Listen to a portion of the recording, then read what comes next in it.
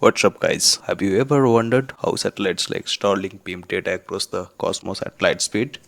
Why not mess around and build something like that? Today, we are slapping together a DIY laser communicator with Lilico esp32S3, a cheap laser, and a photodiode.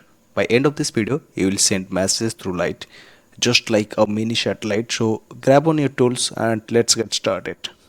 Okay, real quick, why is this cool?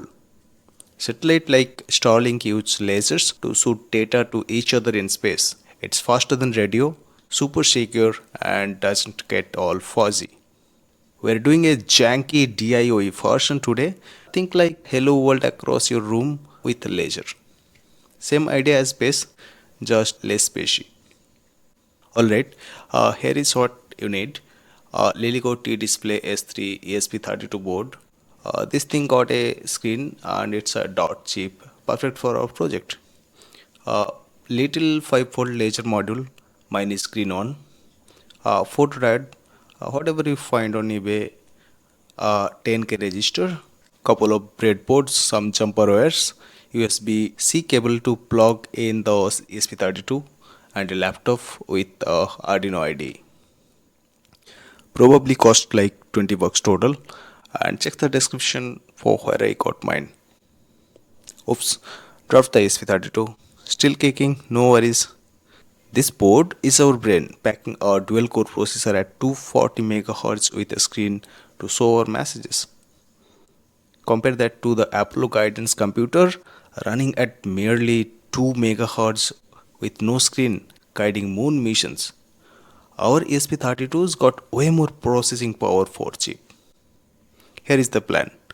One ESP32 is our sender. It will flick the laser on and off to send binary, 1 and zeros. The other ESP32 is the receiver with a photodiode catching those flashes and turning them back into words. We are just sending hello world across the couple of feet, but satellites do this over like a million miles. Let's start with the sender. Stick your ESP32 on a breadboard. Don't force it, pins are delicate. And grab the laser module. It got 3 pins usually, power, ground and signal. Hook the power to 5-volt on ESP32 and ground to ground.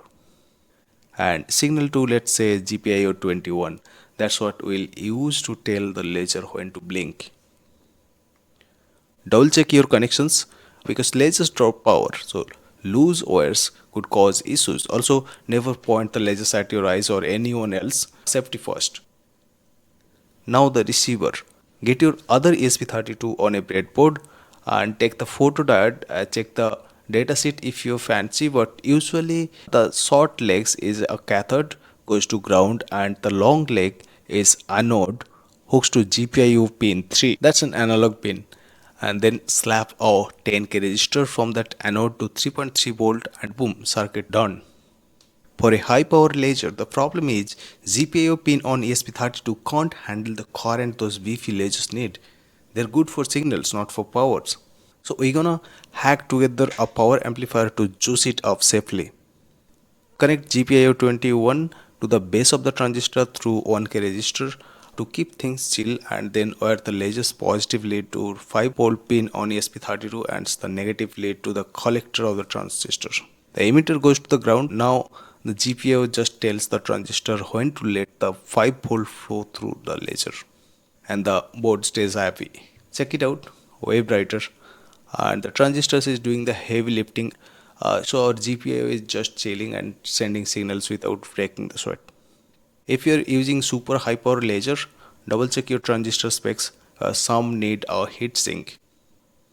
Photodiodes is like light and makes a tiny signal. The ESP32 reads to figure out if the laser is on or off. Easy, right? Time to code the beast. Fire up Arduino IDE. If you don't have it, Google it. It takes 2 seconds. For the sender, we are making the lasers blink to spell out our messages in binary, like hello world becomes bunch of ones and zeros. So we set GPIO21 for the laser, loop through our message, turn each letter into binary and pulse the laser on for 1 and off for 0. Tiny delay like 10 milliseconds so that the receiver can keep up.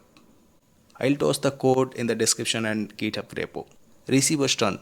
We read GPIO 3 where photodiodes is at. If the signal is high like over 4000, it's a 1 and low it's a 0.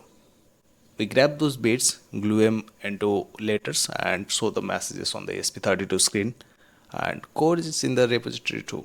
Upload the sender code to one board and receiver to the other. Pick esp32s3 deb module or lilico module in the IDE. If it fights you, you plug it in, press and hold the boot button and press reset button while holding the boot button, and then release reset button, then release the boot button. Take weird like that. Alright, so time, point the laser right at the photodiode, it's gonna be on. Like you are sniping in a game.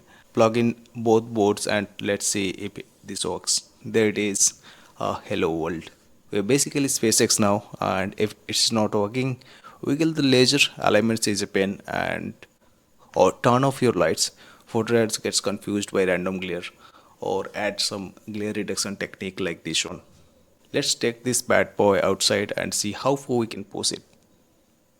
We're testing the range at 5 feet, 15 feet, 30 feet, and if we are feeling wild, 75 feet. Gotta see if our laser can talk across the field like a legit satellite. Starting at 5 feet, super close, boom, hello world pops up on the screen. No problem, the photodiode picking up the lasers loud and clear with our default threshold around 4000 on the analog rate. Now 15 feet takes a second to line it up. Lasers are peaky like that. Message is still coming through, but it's bit flaky. I bumped the threshold down to 3000 in the receiver's code because the signal is weaker out there and work like a charm now. 30 feet feels like a pro had really nailed the alignment, and so I tapped the laser to stay put. The signals is fainter, so I dropped the threshold to 2000, takes couple tries and hello world still showing up. Not bad for our junky setup. Alright, 75 feet is crazy.